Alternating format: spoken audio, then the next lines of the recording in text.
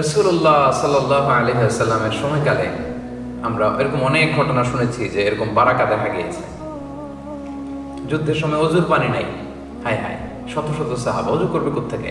রাসূল সাল্লাল্লাহু আলাইহি ওয়াসাল্লাম বললেন, যার কাছে যা আছে নিয়ে আস। কেউ এক কাপ, কেউ আধা পাতিলা এনে এক জায়গায় জমা করছে। রাসূল সাল্লাল্লাহু আলাইহি ওয়াসাল্লাম ওখানে বিসমিল্লাহ বলে হাত ঢুকাই দিয়েছেন। তারপর বলছেন, পাতিল কাত করো, এসে লোকজন পানি নিয়ে যাও, অজু করো। শত শত সাহাবী ওই ছোট্ট জায়গার পানি থেকে অজু করে ফেলছে। নিজেদের যে পানির আলাদা মশক এটা ভরে ফেলছে, এরপরও পানি শেষ হয় নাই। কিভাবে হইলো এটা? বারাকা।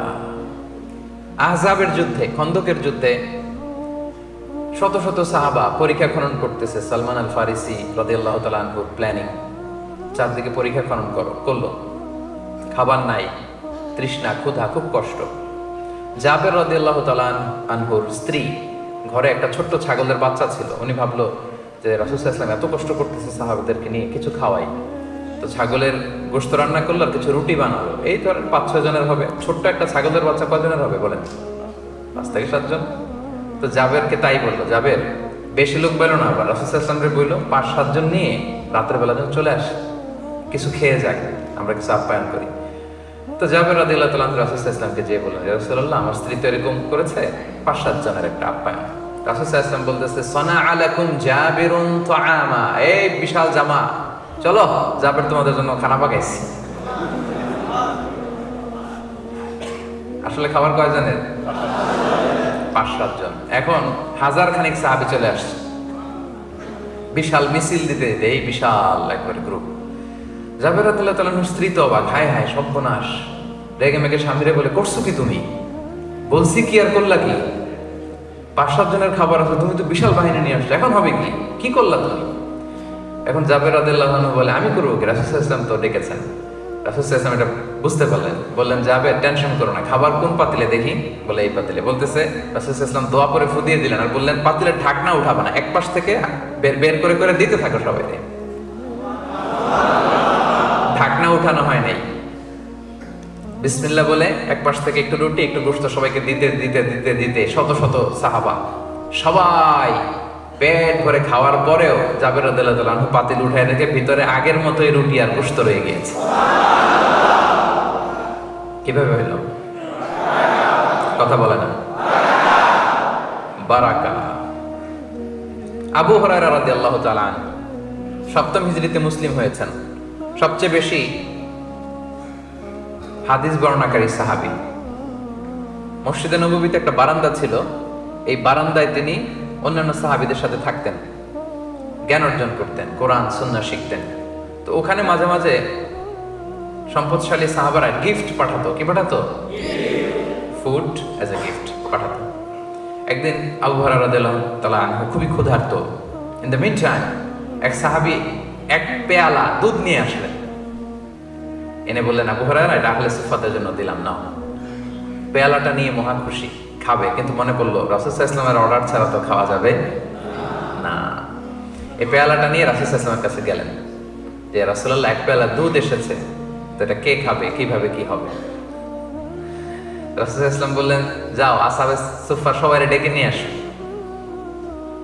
সবাই, কোনো বর্ণনায় 70, কোনো বর্ণনায় 100, তারও বেশি, শতখানিক সাহাবা সবাই আসলো, লাইন ধরে এরকম দাঁড়ালো। তো রাসূলুল্লাহ সাল্লাল্লাহু আলাইহি ওয়াসাল্লাম আবু হুরায়রাকে বললেন, ঠিক আছে, লাইন ধরে গোল হয়ে দাঁড়াইছে, দাও, এদিক থেকে দাও। তো দিতে দিতে সবাই একটু একটু করে খাচ্ছে, খেয়ে এদিকে আসতেছে। আবু হুরায়রা রাদিয়াল্লাহু তাআলা তো আশা ছেড়েই দিছে, এই পেয়ালা ঘুরে আমার কাছে আসলে আমার নসিবে কি জুটবে কিছু? আশা ছেড়ে দিলাম, যা যা হবে। উনি আশা ছেড়ে দিয়ে দুঃখ করা মন নিয়ে তাকায় আছে, হায় রে, সবাই কি চোখ দিয়ে খাচ্ছে, কিন্তু আমি পাইলাম, এখনো তো আমার কাছে আসলো না। তাকায় আছে। রাসূল সাল্লাল্লাহু আলাইহি ওয়াসাল্লাম তো ব্যাপারটা বুঝতেছে, তাই না? রাসূল সাল্লাল্লাহু আলাইহি ওয়াসাল্লাম দাঁড়ায় আছেন। এখন খেতে খেতে আবু হুরায়রা তো অবাক, কিরে, সবাই খায় সবাই খায় সবাই খায় সবাই খায়, খেতে খেতে খেতে খেতে খেতে খেতে অবাক হতে হতে হতে হতে সব শেষে আবু হুরায়রা রাদিয়াল্লাহু তাআলা আনহুর কাছ পর্যন্ত পেয়ালা চলে আসছে, দুধ শেষ হয় নাই। আবু হুরায়রা রাদিয়াল্লাহু তাআলা আনহু খেলেন। রাসূল সাল্লাল্লাহু আলাইহি ওয়াসাল্লাম বলেন, ইশরাব, ড্রিঙ্ক অ্যাগেইন, আরো খাও। আবার খেলেন।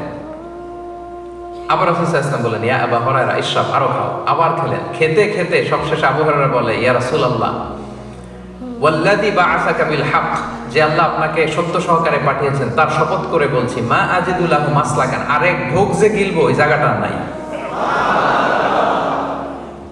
অবশেষে রাসূল সাল্লাল্লাহু আলাইহি ওয়াসাল্লাম নিলেন, নিয়ে শেষ করে দিলেন। আল্লাহু আকবার। কিভাবে ঘটলো ভাই এটা? হ্যাঁ, বারাকা। দিস ইজ দ্য কারিশমা অফ বারাকা, বারাকার কারিশমা। এখন আমাদের তো ওই বিশ্বাস নাই, আমরা ওই বারাকা পাবো কি করে? ওই বিশ্বাস তো লাগবে, ঠিক কিনা? ইমাম আন-নাবাবী রাহিমাহুল্লাহ, যিনি সহিহ মুসলিম একটা হাদিসের গ্রন্থ, এটা সরা লিখেছিলেন, উনি বর্ণনা করেন ওনার তো অনেক বড় নলেজ সিকার ছিলেন। ওনার কোথায় ইসলামের ইলমের হালাকা হয় খুঁজতেন। উনি বলতেন যে আমি প্রতিদিন 10 জন শায়েখের 10টা হালাকায় অন অ্যান অ্যাভারেজে জয়েন করতাম প্রতিদিন। এই যে আজকে আপনারা একটা হালাকায় জয়েন করলেন না, কয়টা হালাকা এখানে? উনি প্রতিদিন জয়েন করতেন কয়টায়? বিভিন্ন শায়েখ, বিভিন্ন মসজিদে, বিভিন্ন মাশিখাতে শায়েখরা দার্স দিতেন। উনি বলতেছে অন অ্যান অ্যাভারেজ প্রতিদিন আমি 10টা শায়েখের হালাকায় জয়েন করতাম। কিভাবে পারতেন? হ্যাঁ, বারাকা। দিস ইজ কল্ড বারাকা। ইবনে জারির আত-তাবারি কত যে লিখছেন আমরা পড়েও শেষ করতে পারি না। ইতিহাস লিখছেন, তাফসীর লিখছেন, এটা লিখছেন, সেটা লিখছেন, অনেক। তো উনি যবে থেকে লেখা শুরু করছেন ওই দিন থেকে শুরু করে উনি যেদিন মারা গেছেন ওই দিন পর্যন্ত যদি ওনার এই বয়সটা বা সময়টা কাউন্ট করা হয় আর যত পৃষ্ঠা লিখছেন এটা যদি ভাগ দেওয়া হয়, দেখা যায় যে অন অ্যান অ্যাভারেজ প্রতিদিন উনি 80 পৃষ্ঠা লিখেছেন। আপনি আমি প্রতিদিন পড়তে পারি কয় পৃষ্ঠা বলেন?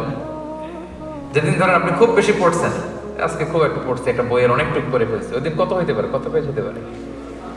10, 20, 30। আমরা 30 পেজ পড়তে পারি না। উনি প্রতিদিন অন অ্যান অ্যাভারেজে লিখতেন কত পৃষ্ঠা? কিভাবে? ক্লিয়ার না? বারাকা কি এটা বুঝতে এখানে আর কারো কোনো সমস্যা আছে? সবাই বুঝে গেছেন না? এবার আওয়াজ করে বলেন, এই বারাকা আমরা আমাদের জীবনে চাই কি চাই না? লাগবে না আমাদের?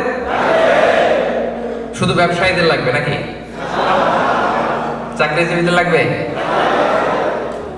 শ্রমজীবীদের লাগবে? ছাত্রদের লাগবে? রাজনীতিবিদদের লাগবে? ডিপ্লোমাটদের লাগবে? আজারি হুজুরের লাগবে? শায়েখ আহমদুল্লাহ হুজুরের? Yes, we need it. We need barakah in our life. We need barakah in our time. We need barakah in our work, in our health, in our wealth, in all of our activities. ঠিক কি না?